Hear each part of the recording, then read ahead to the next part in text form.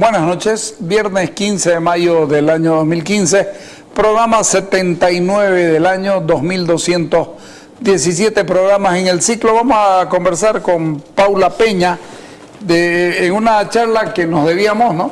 Así es. 1 de mayo en Santa Cruz, movimientos obreros, Andrés Ibáñez. Andrés Ibáñez, el primer movimiento popular de Santa Cruz. Bueno, en realidad Andrés Ibáñez no es que sea el primer movimiento popular, pero habría que aclararle al público por qué es que queríamos hablar en mayo. El 1 de mayo de 1877, Andrés Ibáñez fue fusilado por las fuerzas del ejército boliviano después de su levantamiento, después de haber proclamado la federación y el igualitarismo. Entonces, hemos trabajado muchísimo para que la Asamblea Legislativa Departamental de Santa Cruz promueva que el feriado del 1 de mayo sea en recordación de Andrés Ibáñez. Esto no está dejando de lado el levantamiento de los obreros en Chicago, ¿no? La universalidad de la fecha. Exactamente, sino que esa fecha también tenemos nosotros un propio mártir, que es Andrés Ibáñez. Se hizo varias veces la propuesta a la Asamblea, ¿no? Al gobernador, a la gobernadora, incluso lo hemos propuesto hasta la Asamblea Legislativa Plurinacional, pero nunca lo han tomado en cuenta, probablemente. Sin embargo, hay una ley que se llama Andrés Ibáñez. Hay una ley, hay observatorios, hay todo, pero parece que es simplemente ponerle, ¿no? Porque si el movimiento obrero se lo va a asociar con la figura de Andrés Ibáñez, que es lógico, Carlos. ¿Por qué? Porque Andrés Ibáñez, él llega al poder, ya sea como diputado o su partido como concejales del municipio de Santa Cruz de la Sierra, por la vía democrática. Andrés Ibáñez es un ejemplo de cómo una sociedad puede optar por la vía del cambio, por la vía revolucionaria, por la vía igualitaria. En Santa Cruz tenemos unas grandes mayorías artesanas que son alfabetas, que reciben rentas de su propio trabajo, que no forman parte de la servidumbre, entonces votan. Por eso es que Andrés Ibáñez gana la diputación, le gana nada más ni nada menos que Antonio Bacadíes. ¿Por qué dicen ni nada más ni nada menos? Porque Antonio Bacadíes... Que la gente se ubique quién es Antonio Bacadíes. Antonio Bacadíes realmente es de esos hombres notables de la historia cruceña, veniana y boliviana. Antonio Bacadíes fue un creador de un imperio. Yo sé que en nuestro país no nos gustan mucho los creadores de riqueza porque lo vemos mal, cuando un creador de riqueza es una persona que transforma. Antonio Bacadíes era médico, un médico graduado. En Inglaterra, ¿no? Sí, en Europa, trabajaba en Santa Cruz y se lanza a las elecciones para la diputación y la pierde con Andrés Ibáñez. Y ante la pérdida, él se va a Reyes, en el Beni, a seguir el negocio familiar y de ahí va a construir un verdadero imperio gomero, que bueno, se va a ver frustrado cuando se ahoga, ¿no? En el Ucayali, ¿no? ¿Estaba con Fitzcarraldo? Estaba con Fitzcarraldo. Entonces, esa parte tan bonita del libro de Rubert Carvalho, está muy bien relatado eso, sí, ¿no? Sí, no, la verdad que... En la mitad de la sangre, ¿no? Esa es la novela de Rubert, pero también está muy hermosa. Y en la historia de Bolivia también. Y en realidad los peruanos tienen una serie interesante sobre Fitzcarraldo, porque ellos producían muchísimo más goma que nosotros. Pero digamos que esta gente de la goma son hombres a destacar, porque nos gusta ver siempre la parte negativa, pero cada sombra tiene mucha luz, ¿no? O para que haya sombra tiene que haber luz. Antonio Bacadíes fue un hombre que construyó un imperio y que murió ahogado, y después Nicolás Suárez asumió ese imperio y construyó un imperio más grande que ya también lo tenía, ¿no? Pero volviendo a Andrés Ibáñez es un líder popular, como hemos dicho siempre, hijo de una familia de notables, ¿no? El primer líder popular de Santa Cruz. Yo no estaría tan seguro, Carlos, en decir el primer líder popular. Usted decía una vez en la entrevista hace poco rato al doctor Bismarck Kreiler y le preguntaba quién era el primer prefecto, ¿no? Sí. En realidad el primer prefecto... Me escribió él mismo después para... José Miguel de Velasco. José Miguel de Velasco. José Miguel de Velasco, ¿por qué es el primer prefecto con el título de prefecto? Antes de José Miguel de Velasco, Videla había sido presidente del departamento. Pero a fines del año 1825, el presidente lo nombra El presidente Sucre. Sucre lo nombra a José Miguel de Velasco, cruceño, como prefecto del departamento, y él va a fungir en mucho tiempo como prefecto, incluso va a ser vicepresidente y prefecto. Eso lo podemos ver en los archivos prefecturales. Pero José Miguel de Velasco es un hombre que está ya construyendo la nación. ¿no?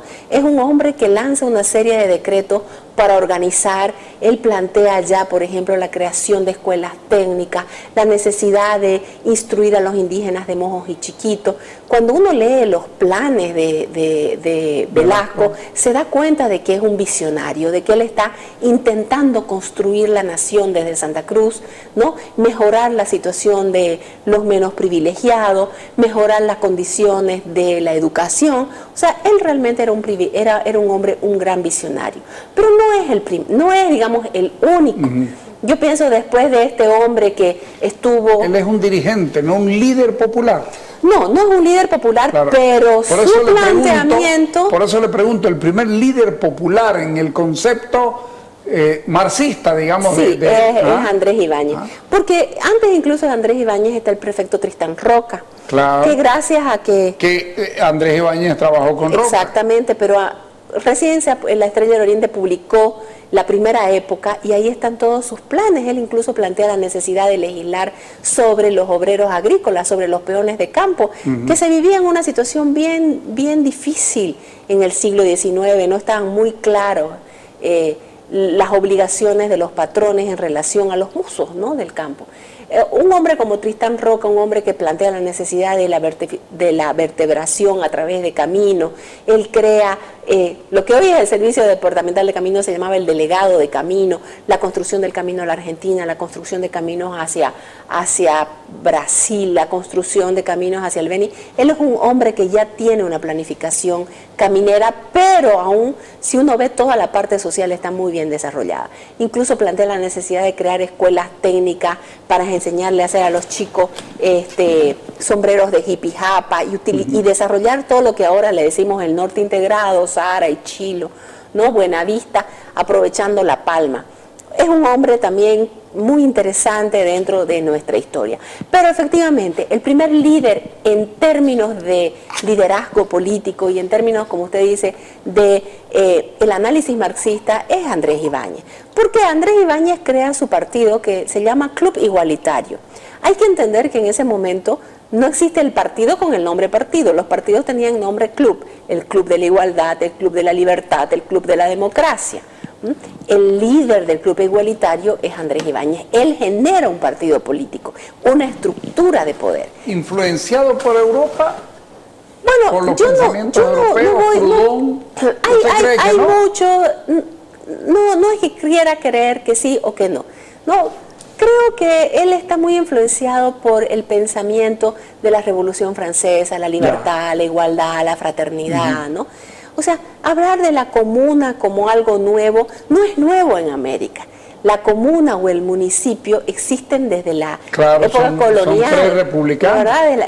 El cabildo cruceño era muy poderoso. El cabildo fue muy poderoso en la Guerra de la Independencia. O sea, no era una novedad para la América del siglo XIX, ¿no? Entonces, me cuesta mucho asociarlo. Son las ideas de la Revolución Francesa. Ahí va. Sí. Pero también se están adaptando las nuevas ideas que se están desarrollando en Europa, porque no tenemos que pensar que los cruceños no leían. Aquí habían bibliotecas. Otra vez, digamos, si vamos con los preconceptos sobre nuestra historia, nos vamos a dar cuenta que no era así. Andrés Ibáñez era un hombre que había estudiado en Santa Cruz, que terminó de estudiar en Sucre. O sea, son gente que están... Mal que bien la universidad, por muy retrasada que sea, la universidad siempre es de avanzada, ¿no? Podemos tener muchas limitaciones. Pero además en esa época... Pero las universidades es la universidad de San Francisco Javier. ¿Ah? Entonces Andrés Ibáñez es un hombre que conoce y plantea sus ideas de igualdad y posteriormente de federalismo, ¿no? Porque él decía, si hay una frase a mí que me gusta mucho, el centralismo es la principal causa de la pobreza, ¿no? Y entendido centralismo porque se centralizaba el poder y no había la posibilidad de que los departamentos definan su destino, pues, ¿no? O sea, era muy difícil que desde La Paz se sepa que era necesaria una escuela de hippie japa en Buenavista, digamos, ¿no? O una escuela de tallado en algún otro lado. Entonces creo que Andrés Ibáñez era esencialmente un hombre que planteaba la división del poder, la descentralización y la igualdad en términos sociales, porque eso es no lo que son termina molestándole contradictorios al poder central. Su propuesta de de abrirlo el poder Sí, y de hacerlo llegar a las regiones. Andrés Ibáñez... Lo igualitario no les estorbaba mucho. No les estorba, porque o sea, al poder no le estorban las reformas sociales, al poder les estorban las reformas políticas. Así es. Al poder, a ningún poder le estorba que planteemos mayores salarios, no sé, menos horas. Pero sí, el momento que a usted le toca el poder en sí, eso sí, ¿no? El 2 de octubre él se proclama prefecto del departamento con el acta del pueblo firmada por más de 700 personas y él se proclama como igualitario, pero el rato que el 25 de diciembre de 1876 él proclama la Federación, los Estados Unidos del Oriente, es cuando empieza la verdadera represión contra Andrés Ibáñez y termina con la muerte. Probablemente es por eso que el gobierno central no quiere declarar el 1 de mayo como el Día del Trabajo en honor a nuestro primer líder obrero. Y no lo digo yo, lo dice Lora, ¿no? O sea, en su historia del movimiento obrero boliviano. Yo conocí personalmente a Lora en las visitas que nos hacía a la biblioteca del Museo de Historia en sus últimos días, y él reconocía la importancia de Ibáñez, ¿no? Él ya son 3 tomos de la historia del movimiento obrero y uno puede darse cuenta de cómo él ya reconoce. Incluso es el mismo Lora que viene en los años 50, es el opositor a la revolución del 52, a intentar desde Santa Cruz hacerle frente, ¿no? Y tiene él bastante apoyo en los 50 en Santa Cruz, pero bueno, la base, digamos, del poder estaba en el mundo andino, ¿no? Entonces sí, Carlos, efectivamente, Andrés Ibáñez es, podríamos decir, el primer líder popular electo, que eso es lo que hace la diferencia, porque mucha gente dice, ay, habían antes otros líderes, pero este llegó al poder por la vía legítima, por la vía legal, ¿no? Llegó por las elecciones y bueno, y fue fusilado. Ojalá pues ahora con la nueva gestión del gobernador electo Rubén Costa pueda oírnos y pueda el próximo año que la fecha del 1 de mayo sea en honor a este hombre que dejó tantas enseñanzas para Santa Cruz y además dejó un legado, mal que bien, digamos, mucha gente puede no estar de acuerdo con Andrés Ibáñez, sus arbitrariedades, la confiscación de los bienes de mucha gente, porque bueno, la revolución tenía que vivir de algo, pero él le dejó un legado. ¿Cuánto duró en esa nuestra historia? revolución? Andrés Ibáñez toma el poder en federales. octubre del año 76 y lo mata el gobierno el 1 de mayo de 1877. O sea, son alrededor de 7, 8 meses, porque él ya de ahí escapa, ¿no? Se va hacia Chiquito. Pero sí es importante, las provincias estaban con el federalismo. Creo que el legado no puede federal, llegar a Brasil, ¿no? La idea claro, de él era probablemente era cruzar a Brasil, pero las tropas del gobierno. Por la zona de San Matías. Claro, porque él estaba en San Diego. ¿Alto o bajo Paraguay? No, las nacientes de San Matías. Sí. El Paraguay es más Amazonia, más al norte, más, ¿no? Además, esto ya está cerca de Brasil, en todo caso.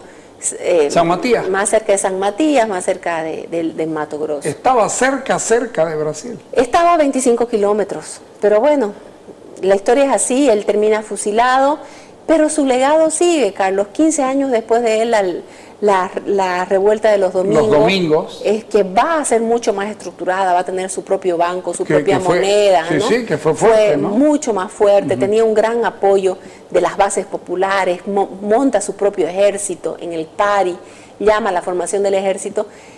¿Y lo siguen? Lo siguen, sí, pero bueno, el gobierno de Arce acaba con... Son 2 señores que se llamaban Domingo. Domingo Ardaya, Domingo Ávila, Jerónimo Tazo, es mucha gente. Mucha gente va presa, se tiene que ir fuera de Bolivia. ¿Qué me llamó la atención el nombre Otazo, el apellido Otazo?